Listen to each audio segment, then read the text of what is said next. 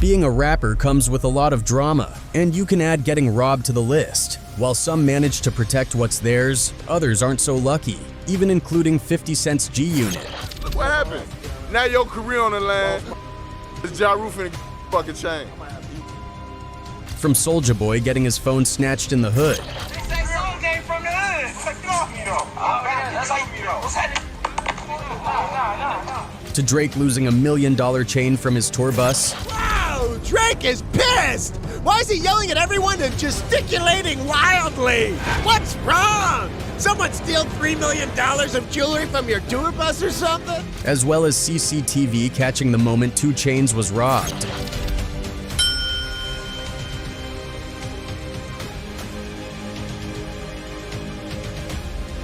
These are some wild moments when rappers got robbed on camera. First up, we got Gunplay. Back in 2012 at the BET Hip Hop Awards, things got real messy when Gunplay ended up in the middle of a serious altercation with G-Unit's crew. Video footage from that night showed Gunplay getting tossed into a metal barricade, and it wasn't a good look at all.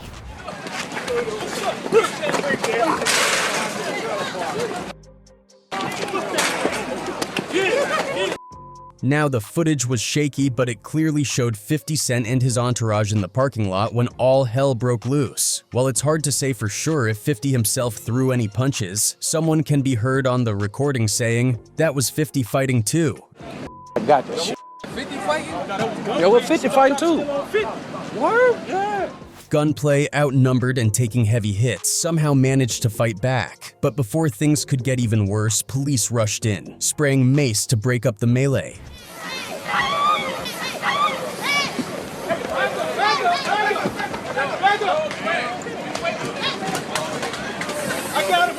So what led to this? Apparently, Gunplay was standing somewhere he wasn't supposed to be, and when people told him to move, he refused, and that decision cost him.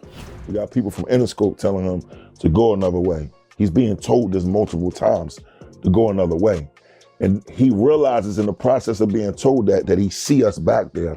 The homie looked at him and said to him, "You know you're not supposed to be here right now."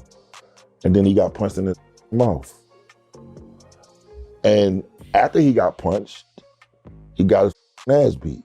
Gunplay had lost his chain in the scuffle. Now, Gunplay wasn't the only one who took an L at the hands of G-Unit. Up next, we got Slowbucks. This one went down in 2014 at Hot 97's Summer Jam. Slowbucks was out there on stage feeling himself when out of nowhere he gets punched and robbed for his chain.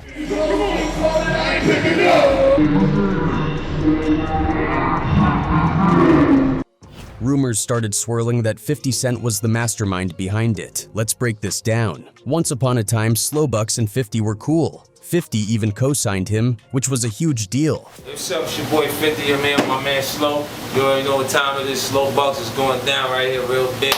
Cooking up something new, working on a new album. But things changed when Slowbucks started hanging with the ops, people that 50 was beefing with. Not only that, but he was out here appearing in diss track videos. That was a big mistake.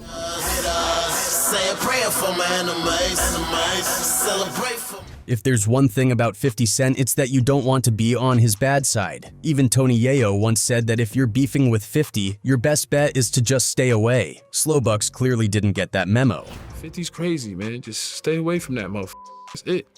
Stay away from 50. He's really like that, man. And, you know, it's no disrespect to Slow and them. We was cool at a moment, but sometimes things just change. And it wasn't just Yayo saying this. Trav, who had already experienced firsthand what happens when you cross 50, said that Slowbucks shouldn't have stepped onto that Summer Jam stage.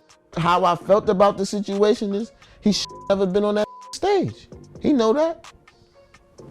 He should never been on that man's stage. Next up, we got Cameron, and let's just say people have tried to rob him way too many times. One of the first major attempts happened during a performance in London. Some people in the crowd tried to press him and make a move, but it didn't go as planned.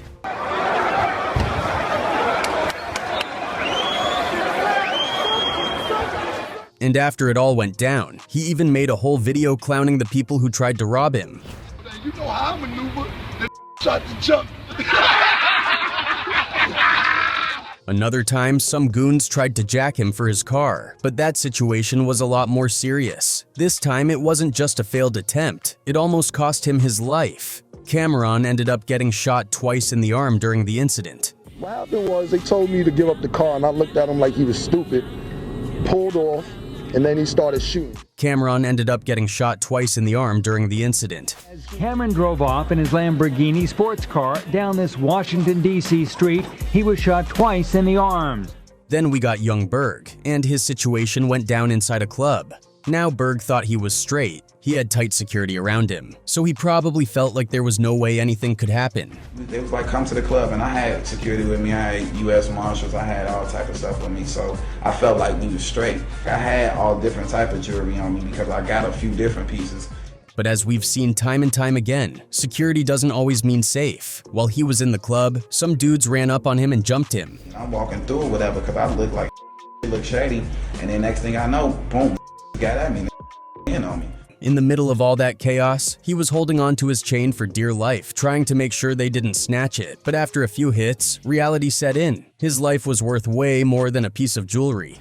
I'm holding on to the chain because the chain is heavy as hell. I'm holding on to it the whole time. And then like 3 or 4 dudes started getting on me, and I was just like, you know what I'm saying? Like, my life is way more valuable and more important than this. But that wasn't the end of it. After the robbery, the culprits didn't just take the chain and keep it pushing. They wanted to let the whole world know what they did. They started flexing the chain online, showing it off like a trophy, and bragging about it. Young Buck chain. It's Young Buck chain. It's in the mornings out. Y'all hear that? One more time. Let me hear that one more time. Well, that is Chicago. And then there's young Buck, who ended up losing his chain because of his friend's mistake. Look what happened. Now your career on the line. It's Ja Rule finna get fucking chain. In 2004, G-Unit was dominating the rap game. Amid all the excitement, Young Buck and Lloyd Banks hit the road to promote their new albums, which brought them to Chicago. Now, if you know anything about 50 Cent, he's always been a calculated and cautious leader, especially when it comes to protecting the G-Unit brand and their reputation. Before they touched down in Chicago, 50 gave strict instructions. Handle your business, then go straight back to the hotel. No partying, no hanging out in the streets. He had a feeling something could go wrong, and he wasn't about to let anything jeopardize their image or safety. We were just supposed to be doing a radio promo in that city. They actually had said we wasn't supposed to go out. Banks and Buck took 50's words to heart. After doing a radio interview and performing at a concert later that night, they went straight back to their hotel rooms, ready to chill and call it a night. But not everyone in their crew was on the same page. Enter D-Tay, Young Buck's longtime friend and hype man. D-Tay often performed with Buck on stage, hyping up the crowd while rocking G-Unit's iconic spinner chain. This wasn't just any piece of jewelry, it was a status symbol. The chain, designed by Lloyd Banks, had a spinning G-Unit logo in the center and was like nothing anyone had ever seen before. 50 Cent made it famous by wearing it in music videos and photo shoots, but Buck was the one who really put it on the map. The spinner chain represented everything G-Unit stood for: success, toughness, and dominance in the rap game. At the time, G-Unit was viewed as one of the hardest crews in the industry, so a stolen chain would have been a major blow. That's why 50 warned everyone to stay low-key and avoid unnecessary risks. But of course, 50 couldn't control every move made by the people around him, and D-Tay ended up ignoring the warning that night in Chicago. D-Tay had a friend in Chicago who was hyped to show him around the city, and despite all of 50 Cent's warnings, D-Tay couldn't resist the temptation. Young Buck, meanwhile, had already settled back at the hotel with a woman and wasn't trying to go anywhere. But this was D-Tay's first time in Chicago, and he wanted to see what the city had to offer, especially the nightlife. They actually had said we wasn't supposed to go out just to do the radio and go back to the hotel. Well, I had never been to Chicago, so I wanted to get out. The problem was that D-Tay didn't want to spend money to get into a club. So instead of paying for his night out, he decided to flex his G-Unit affiliation for free entry. That's when he snuck into Buck's hotel room and grabbed the infamous G-Unit spinner chain. The plan was simple: rock the chain, show people he was with G-Unit, and walk right into any spot like a VIP. What could go wrong, right? Well, plenty. D-Tay and his boys didn't head to just any club. They decided to hit a spot right outside Cabrini Green, one of the most notorious neighborhoods in Chicago. We ended up going out, riding around looking for somewhere to go. I'm not knowing where we at, you know, so we ended up from what I'm hearing, ended up pulling somewhere around Caprina Greens. But D-Tay, being new to Chicago, probably had no idea what kind of place he was stepping into. He figured rocking the G-Unit chain would shield him from any issues. What he didn't realize was that while G-Unit might command respect on the East Coast, their influence didn't stretch as far in Chicago. And this wasn't just any neighborhood. This was Cabrini Green. By the time D-Tay and his crew got to the Dragon Room, a club in the area, it was already late. The Dragon Room was one of the only spots still open after midnight, and it was notorious for attracting a rowdy crowd. When D-Tay pulled up, the bouncers spotted the chain and let him and his homies in without a cover charge. When we pulled up, I was out the window in the club. One of the security guards at the club was in the door, and he knew we was in the city, so he was like, oh, okay, G-Unit, like, y'all good, come on, y'all good. Outside the club, things seemed chill at first. D-Tay and his boys started talking to a group of women hanging around near the entrance. One of the women seemed interested in D-Tay, but he noticed something odd. She kept glancing over his shoulder, like she was watching something behind him. Curious, D-Tay turned around and saw 3 or 4 guys crossing the street and heading toward them. At first, it didn't seem like anything. The guys walked past D-Tay and his crew and went straight into a corner. Relieved, D-Tay shrugged it off and went back to chatting with the woman. We watch them. They walk on through us, headed towards the club, though, okay? So we didn't think too much about it. We watched them, and they went on and walked. Then they walked on around the corner. They didn't go in the club. But just a few minutes later, one of those same guys reappeared. This time, things escalated quickly. The man pulled out a gun and fired a shot at D-Tay's foot, the loud crack of the gunshot shattering the night. Before D-Tay could fully register what was happening, he heard someone yell from behind, "Gimme that," and felt hands grab at the chain around his neck. Came back around, ran up behind me, grabbed the chain from the back, shot at the ground.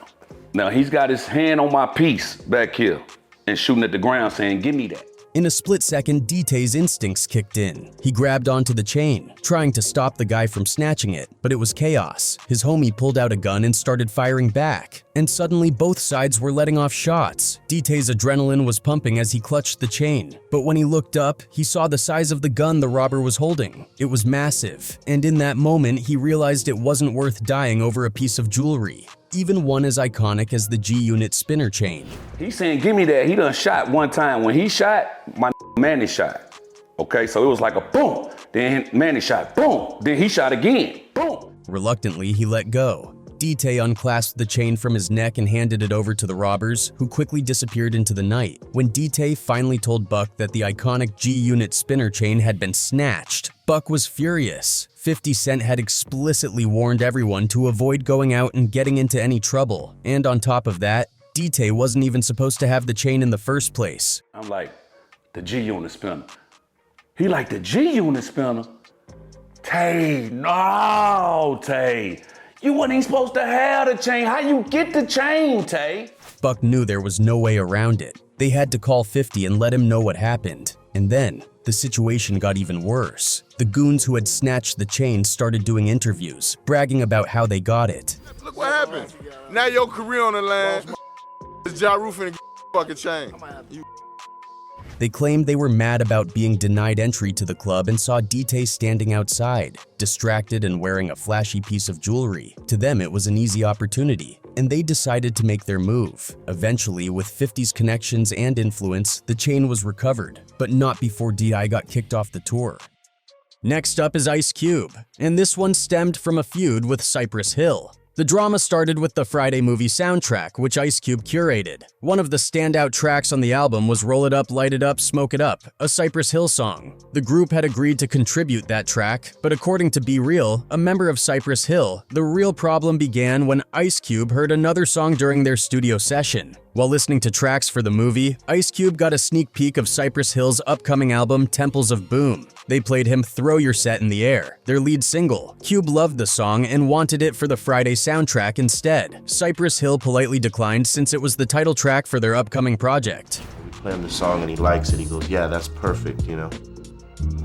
Me and Muggs asked him, "Hey man, we got a couple of tracks from the album, you want to hear it?" We played him a song called Throw Your Set in the Air, and he was like, "Oh, that's banging, that's banging. Can I get that for the movie instead?" They're like, "Man, we'd love to give it to you, but this is gonna be the single on our album." Cube pressed a bit, even asking them to play it again. They did, but they stood firm that the track was off limits. Fast forward to the release of the Friday soundtrack, which came out shortly before Temples of Boom. A friend of B Real's heard one of the songs on the soundtrack and immediately called him saying, "Did you let Ice Cube use one of your album tracks for Friday?" Confused, B Real explained that they had only given Cube Roll It Up, Light It Up, Smoke It Up. But the friend wasn't talking about that track. He was referring to something that sounded suspiciously like Throw Your Set in the Air. Skeptical at first, B Real listened to Cube's track, and his heart sank. The hook sounded eerily similar to their song, with only minor tweaks to the lyrics. The Get High song, yeah, we gave that up already. Why?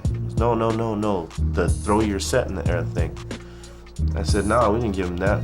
He goes, well, you know, that shit's in his chorus in his song. Finally, I hear it, and sure enough, there it is, you know, the same. It's like some of the words are changed around, but for the most part, the chorus is the same. Feeling betrayed, B Real aired his frustrations in the studio, but eventually, the matter died down. Then, Ice Cube later invited B Real to the studio to record a guest vocal for Kaujin, a group signed to Lynch Mob Records. During the session, B Real heard a few lines from a song that sounded almost identical to lyrics from Temples of Boom. He couldn't believe it. Was Cube trying to lift from them again? B Real noticed that Cube seemed to pick up on his reaction because when he stepped out of the room and came back, the lines had been removed. To B Real, this was proof that Cube had been caught red-handed once more. And I heard a couple lines that were the same things I used on the Temple of Boom record. And I thought to myself, wait a minute, that's my line. I felt like he saw my reaction, and I walked out of the room for a second to make a phone call. When I came back, the line was gone. This was the tipping point for Cypress Hill. B Real went back to his crew, told them what happened, and they decided it was time to take action. The group released No Rest for the Wicked, a scathing diss track aimed squarely at Ice Cube. And what followed was a back-and-forth exchange of diss tracks between them. The beef between Ice Cube and Cypress Hill grew deeper as both fans and artists began taking sides. Tensions in the Los Angeles rap scene were already high, and this feud only added fuel to the fire. Around the same time, Ice Cube was dealing with another issue involving LA artists Cam and Solo, who were caught up in a business feud with him. Things came to a head when Cube and Solo crossed paths at a Los Angeles traffic light. According to Solo, the encounter quickly turned physical. He claimed to have gotten the better of Ice Cube during the fight, and in the scuffle, Cube's chain somehow ended up in Solo's possession. Knocked him out, woke him back up, whooped on his ass. Somehow his chain fell in my hand. I don't know how it got in my hand, but it fell in my hand. Not one to let a moment like that go unnoticed, Solo made his way to a Cypress Hill show at the House of Blues, where he held the chain up for the crowd to see. The audience went wild, and the moment was even captured in a photo that circulated widely at the time. Eventually, the beef was officially squashed, putting an end to one of the more intense rivalries of the era. Next up is French Montana. Imagine wrapping up a long studio session and stepping out just to unwind. Well, that should have been the vibe for French, but things went completely left. While leaving a studio in New York after working on some tracks, French walked outside, and to his shock, gunshots rang out. In the chaos, he managed to fire back a few shots of his own, but unfortunately he got hit in the back of the head. One night I got lined up. Leaving the studio? Yeah, leaving the studio. I got lined up by these two guys. I got shot. He was rushed to the hospital for emergency surgery. Miraculously, French survived, but the ordeal left its mark. He suffered slight brain damage and had to get staples in his head, which stayed for quite a while. According to French, the whole thing was a setup by someone he knew, which made the betrayal sting even more. That incident completely changed how he moved. He said it taught him he couldn't be too accessible anymore. No more hanging out casually or letting just anyone know his schedule. French started operating on his own terms, making sure only the right people could reach him. Well, and you actually got set up by someone you knew. Yeah. This made me realize that I can never be accessible. You know what I'm saying? Like, people can never see me when they want to see me. You know what I mean? I gotta see people when I want to see them. But it wasn't just about moving differently. The trauma stuck with him. For 5 years after the shooting, he was so shaken he wouldn't go anywhere without a vest and a gun on him. The PTSD was real, but it also made him smarter about how he navigated his life. Next up is Soulja Boy, and his situation was a ridiculous attempt to prove he was gangster. The turning point came when his house got invaded and he allegedly murdered the intruder. Run to the front door. I hop out, I start shooting. Bow, bow, bow, bow, bow. Shot the nigga. Bow, shot his ass. Bow, bow, bow, bow. After that, Soulja Boy seemed to ditch his kid-friendly image entirely. He started rapping about guns, women, and violence, trying to project a tough guy image to the world. But this gangster persona only made him look more like a clown to most people. And if the general public saw him as a joke, you can bet the real gangsters saw him as an even bigger one. Soulja Boy, you ain't from the hood. No. Ain't no hood. Who the fuck? Who gave you permission, man? Dead home. Stop it. Stop it. The OGs in the streets don't respect him at all, and they've called him out on his nonsense repeatedly. I want to remind Soulja Boy, you ain't got no ops, nigga. Nothing about you was street. Let's go back over your career. You got rap rivalries. You ain't got no opposition. One of the most embarrassing moments came when Soulja Boy went to their turf to prove he was one of them. He ended up humiliated and nearly got hurt. Hey, what's going on, man? Young 80. They say Soulja ain't from the hood. Hey, they say Soulja ain't from the hood. Get off me, though. Oh, man, that's like me, though. What's happening? No. The only reason he walked away unscathed was because he had paid off the right people. Otherwise, it could have ended very badly for him. Claiming gang ties on social media is risky, but pulling up to the hood to back up those claims was downright dangerous. Things just kept getting worse for Soulja Boy. Nobody takes him seriously anymore, not his fans, and definitely not the streets he claims to be part of.